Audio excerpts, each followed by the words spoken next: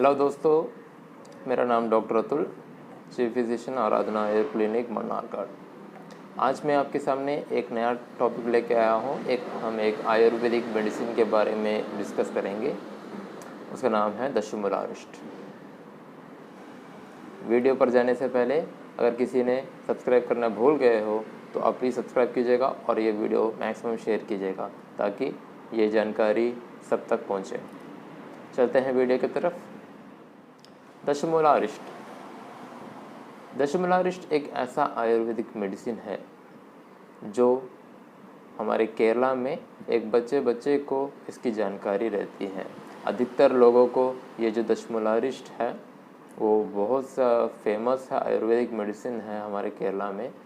सब लोग को इसकी जानकारी रहती है। सब लोग ये वाला नाम जो है वो सुने रहते हैं।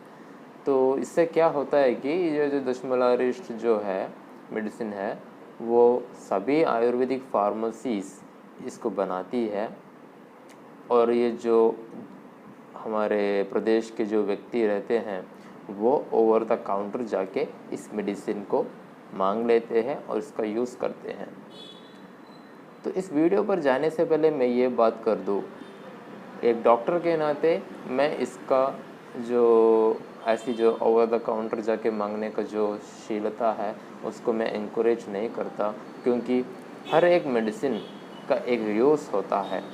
उसके डोसेज, उसका जो प्रयोग करने की जो शैली रहती है और उसका जो डोज रहता है, और उसमें सभी मेडिसिन सब लोग को एक जैसा एक्ट नहीं करता और उसमें भी ऐसे व्यक्ति भी रहते हैं जिनको ये खाना नहीं चाहिए। तो उसका उचित उपाय, उसे उचित यूज़ ना करने पर उनको लाभ के बगैर उसको हानि पहुंच जाती है। तो मैं सभी से ये गुजारिश करता हूँ कि आप कोई भी आयुर्वेदिक मेडिसिन परचेज़ करने से पहले एक आयुर्वेदिक डॉक्टर की कंसल्ट कीजिए, उसी के बाद एक मेडिसिन को परचेज़ करके उसका यूज़ कीजिएगा। ओवर द काउंटर जाके मेडिसिन मांग कर खाना उतना सही नहीं रहता। और कुछ व्यक्ति ऐसे भी है जो अल्कोहल, दारू जो होता है उसके बगैर, उसके सब्स्टिट्यूट में ये जो अरिष्ट का प्रयोग करते हैं। वो दशमूला अरिष्ट 1, 2, 3 दशमूला अरिष्ट एक ही दिन में जो अल्कोहल जैसे पीते हैं वो उसी के जो सब्स्टिट्यूट में वो क्या करते हैं, अरिष्ट को भी पीते हैं। तो ऐसे पीने से भी उनके जो लाभ के बगैर उनका पेट खराब हो सकता है, उनको हानि पहुंच सकती है। तो मैं आपसे ये गुजारिश कर रहा हूँ, जो भी आयुर्वेदिक मेडिसिन्स आप खाने से पहले आयुर्वेदिक डॉक्टर की सलाह लें, उसी के बाद उसका प्रयोग कीजिएगा। चलते हैं हम वीडियो की तरफ। दशमूला अरिष्ट। तो दशमूला अरिष्ट नाम से ही आपको पता चलता है दशमूला, और वो एक अरिष्ट है इसलिए उसका नाम अरिष्ट है, दशमूला अरिष्ट। तो दशमूल है तो मूल क्या होता है, रूट होता है, और 10 क्या है, 10। तो 10 जो हर्बल ड्रग है उसके जो मूल भाग का इसमें प्रयोग किया गया है। और 10 पेड़ कौन से हैं, 10 आयुर्वेदिक ड्रग कौन कौन से हैं हम जानते हैं। पाटला, बिल्वा, अग्निमंता, गंबारी, शोनाका, बृहति, कंटकारी, गोक्षूरा, कृष्णपर्णी, शालपर्णी, ये होते हैं दशमूल। दशमूल दैट इज बृहत पंचमूला और लघु पंचमूला, दोनों के जो 5-5, उसमें दोनों में 5-5 ड्रग्स होते हैं। उन दोनों 5-5 ड्रग को मिलाने पे वो 10 होते हैं। और इसी 10 ड्रग्स का मूल जो होता है, जो रूट पार्ट होता है, उसका इसमें प्रयोग किया गया है। इस दशमूलारिष्ट आयुर्वेदिक जो मेडिसिन है उसमें 66 से लेके 70 तक हर्बल इंग्रेडिएंट्स की जो संख्या 70 तक है। तो 66 हर्बल ड्रग से 70 हर्बल ड्रग्स, कोई फार्मेसी ऐसी होती है जो 66 में होती है, जो 68 में होती है।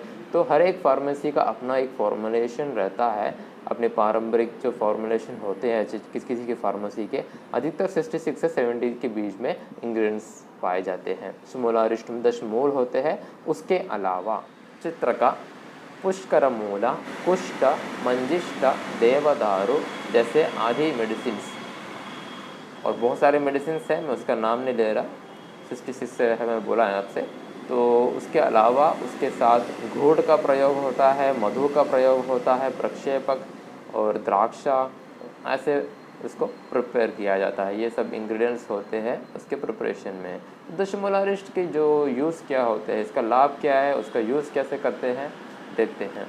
तो उसके जो कर्मा होता है उसमें प्रीणन जीवन ओजस्कर बल्य नाड़ी बल्य शोभहर प्राण व्यान अनुलोमना, तो प्राण व्यान वात अनुलोमना, ऐसे थोड़े कर्म है। तो एक एक करके हम इसके जो यूज़ बेनिफिट्स है उसका वर्णन करेंगे। तो पहला जो यूज़ है मैंने बोला था बल्य। तो बल्य का अर्थ क्या है, वो हमारे बॉडी को बहुत सा स्ट्रेंथ प्रोवाइड करती है, बल्य प्रोवाइड करती है। तो इसके नियंत्रित यूज़ में, इसका करेक्ट डोज में इसका प्रयोग करने से हमारे शरीर को अच्छा बल मिलता है, अच्छी शक्ति मिलती है। तो कोई भी अवस्था हो, अभी अब ज्वर की अवस्था से अगर आप एक ज्वर की अवस्था से अब रिकवर हुए हो, उसके बाद होने वाली जो टायर्डनेस है, क्षीणता है, धातुक्षयता है, तो उस टायर्डनेस से आपको छुटकारा पाने के लिए आप इसका प्रयोग कर सकते हैं। तो मैंने पिछले वीडियोस में आपसे बोला था कि धातुक्षय, तो कोई भी धातुक्षय होती है हमारी बॉडी में तो हमें उसका उसी से टायर्डनेस की फीलिंग आती है, क्योंकि धातु क्या है, रस रक्त मांस मेद अस्थि मज्ज शुक्र। तो उसकी अगर करेक्ट से आपको पोषण नहीं हो, उसमें अगर बल की कमी आए, नहीं तो उसमें क्षय आए, तो हमारी बॉडी में जो टायर्डनेस पैदा होती है उससे भी आपको इससे छुटकारा मिल सकता हो। ये जो दशमूलारिष्ट है वो सूतिका अवस्था में भी इसका प्रयोग किया जाता है। तो उसमें सूतिका अवस्था में भी इसका बहुत सारा प्रयोग किया जाता है। जिनको पीठ में दर्द आती है, नहीं तो थोड़ा बल की कमी आती है, तो गर्भाशय बल को भी ये मजबूत करता है, गर्भाशय को मजबूत करता है, शारीरिक बल को मजबूत करता है, सभी दर्दों से ये छुटकारा पाता है। और दशमूलारिष्ट का प्रयोग सब हर एक वात व्याधि, कोई भी रोग हो, वात व्याधि रोग हो, उसमें दशमूलारिष्ट का प्रयोग किया जाता है। तो मैंने बोला था नाड़ी बल्य, तो वो इससे हमें ये पता चलता है कि दशमूलारिष्ट एक नाड़ी बल्य औषधि भी है। तो नाड़ी बल्य का अर्थ क्या है, एक नर्वाइन टॉनिक है। ये हमारे जो नाड़ी होते हैं हमारे बॉडी में, उसको शक्ति प्रदान करता है, उसको बल प्रदान करता है। तो इस औषधि का करेक्ट सेवन, करेक्ट डोसेज में, करेक्ट डोज में हम इसका सेवन करें तो एक भी नाड़ी बल्य भी है, बल्य भी है और गर्भाशय बल्य भी है। हमने इतना सारा अभी तक जान रखा है। अब देखते हैं और कौन कौन से इसके यूज। मेडिसिन का जो एक्शन है उसको अस्थि धातु में इसका मेन एक्शन है। अस्थि संधि में जो भी विकारास आते हैं, अस्थि संधि विकारास में इसका बहुत इम्पोर्टेंट है। मैंने बोला था ये वात व्याधि में इसका प्रयोग किया जाता है और अस्थि संधि रोगास, अस्थि संधि विकारास में भी इस मेडिसिन का प्रयोग किया जाता है। ये एक रसायन औषधि भी है।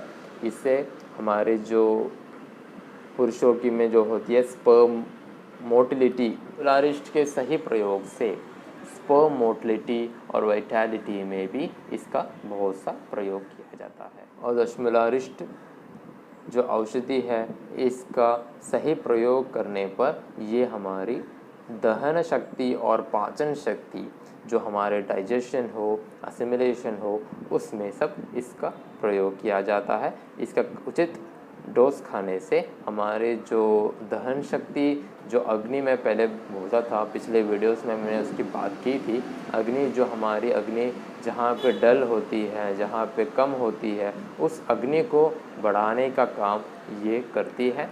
तो उसमें दहन शक्ति, तो उसमें हमारे जो आहार है जो हम खाए हैं, अन्न जो होता है, जो आहार हम खाए हैं, जो जिसका पचन नहीं हुआ है, उसका पचन करने में भी इसका प्रयोग किया जाता है।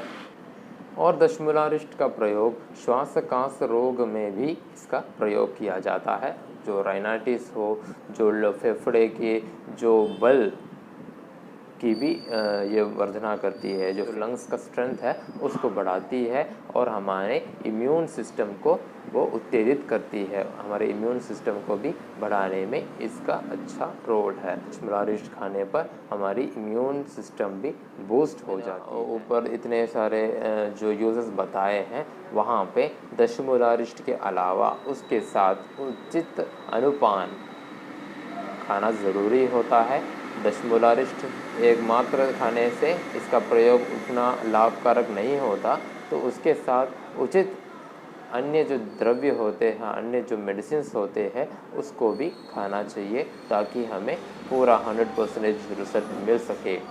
आप इसका प्रयोग जो हमारे जो फ्लैचुलेंस होते हैं, जो गैस बनती है हमारे पेट में, तो उसमें भी किसी दशमूला मिर्च का प्रयोग आप कर सकते हैं। उस दशमूला मिर्च के साथ आपको किसी और द्रव्य और जो मेडिसिन्स होती है उसके साथ भी खाना पड़ता है। आप कृपया करके इस मेडिसिन को OTC ओवर द काउंटर नहीं मांगिएगा, ओवर द काउंटर जाके नहीं मांगिएगा, क्योंकि इसमें ऐसे भी लोग कैटेगरी के लोग होते हैं जिनको ये मेडिसिन खाना उचित नहीं रहता। तो कौन कौन से लोग हैं? एक तो पहले ही हम बोला थे, इसमें गुड़ का प्रयोग होता है और मधु का प्रयोग होता है। गुड़ का प्रयोग होने से कोई भी अरिष्ट है, इसमें गुड़ का प्रयोग किया गया है, तो जो डायबिटीज़ के जो प्रमेह की व्यक्ति है, इससे दूर ही रहे। जिनके पेट की समस्या, जो एसिडिटी उनको पहले से है, नहीं तो जो बर्निंग सेंसेशन है, एसिडिटी है, तो आप भी इस मेडिसिन से बच के ही रहे। तो ऐसे बहुत से कैटेगरी के जो लोग हैं जिनको ये मेडिसिन खाना उचित नहीं रहता, तो आप पहले डॉक्टर के सलाह पर ही इस मेडिसिन का प्रयोग कीजिएगा, तभी वो आप एक उचित मात्रा में इस डोज का, इस मेडिसिन का प्रयोग करोगे तो आपको बहुत सारे गुण प्रदान होंगे। तो ये बात मैं कह के मैं अपनी वीडियो को समाप्त करता हूँ। अगले बार एक नया टॉपिक लेके आएंगे, तब तक धन्यवाद।